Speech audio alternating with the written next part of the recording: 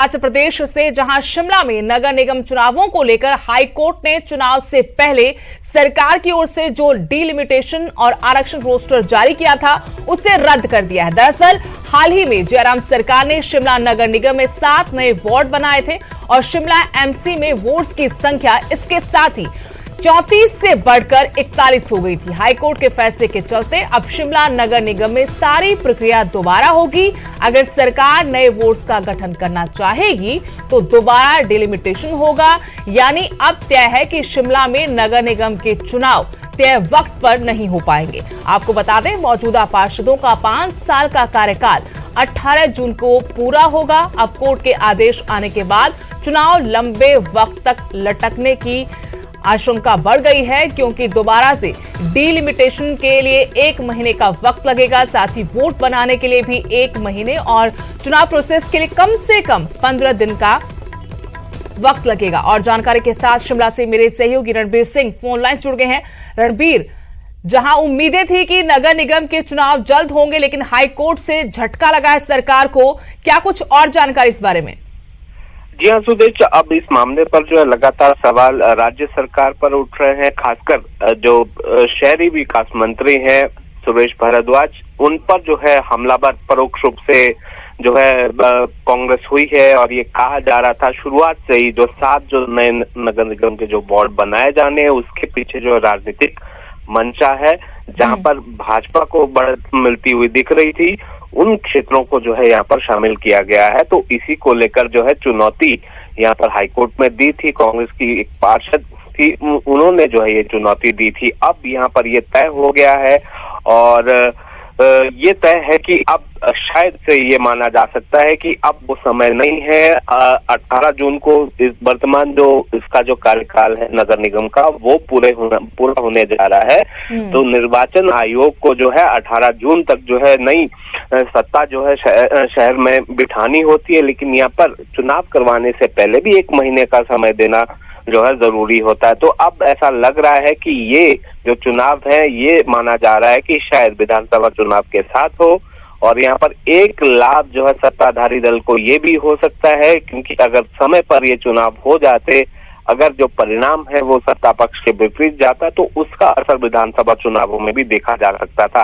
हालांकि कांग्रेस जो है हमलावर जरूर है इस मसले पर कि राजनीतिक मंशा से जो है ये वार्डों की संख्या बढ़ाई गई थी और अब यहाँ पर सरकार घिरी हुई जरूर नजर आ रही है, लेकिन राजनीतिक रूप से लाभ जो है यहाँ पर मिलता हुआ थोड़ा सा लाभ यहाँ पर दिख रहा है। और बिल्कुल रणबीर, ये समझना चाहते हैं आपसे, क्योंकि सत्ता का सेमीफाइनल मानकर विपक्षी दल इस तैयारी में लगे हुए थे कि अगर ये रण जीत लिया तो विधानसभा चुनावों से पहले जनता के बीच एक बड़ा मैसेज देने में वो कामयाब हो जाएंगे। और जैसा कि अब आप बता रहे हैं कि ये संभावनाएं बढ़ गई है कि विधानसभा चुनाव के साथ अब नगर निगम चुनाव हो, कितनी संभावनाएं हैं ऐसा होने की?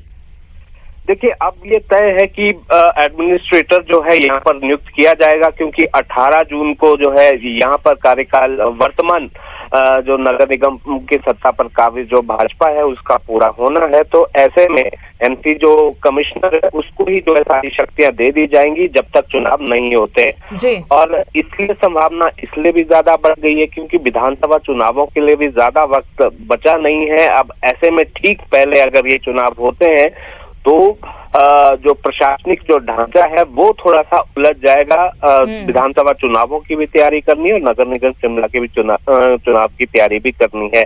तो यहाँ पर अगर सियासी मायने इसके देखें तो 2 तरह के लाभ जो हैं ये माना जा सकता है कि जो सत्ता पक्ष की तरफ भी जा सकता था, विपक्ष की तरफ भी। अगर यहाँ पर जिस तरह से सत्ता विरोधी लहर चल रही थी जो उपचुनावों से लेकर हिमाचल में अब तक, तो विपक्ष को फायदा था कि शायद वो यहाँ से जो है कोई ऐसा परिणाम आता जो विपक्ष के पक्ष में जाता। और यहाँ पर अगर भाजपा के लिए भी यही था कि अगर यहाँ से ज्यादा सीटें वो हार जाती हैं या सत्ता से बाहर हो जाती है तो इसका सीधा असर जो है इस साल के अंत में होने वाले विधानसभा चुनावों में होना था। धन्यवाद रणबीर जानकारी के लिए। तो आपको बता दें कि शिमला नगर निगम चुनाव को लेकर हाईकोर्ट ने चुनाव से पहले सरकार की ओर से जो डिलिमिटेशन और आरक्षण रोस्टर जारी किया था उसे रद्द कर दिया, यानी तय वक्त पर नगर निगम के चुनाव नहीं होंगे। संभावना ये जताई जा रही है कि अब ये चुनाव विधानसभा चुनाव के साथ हो सकते हैं, जो कि साल के आखिर में होने तय है।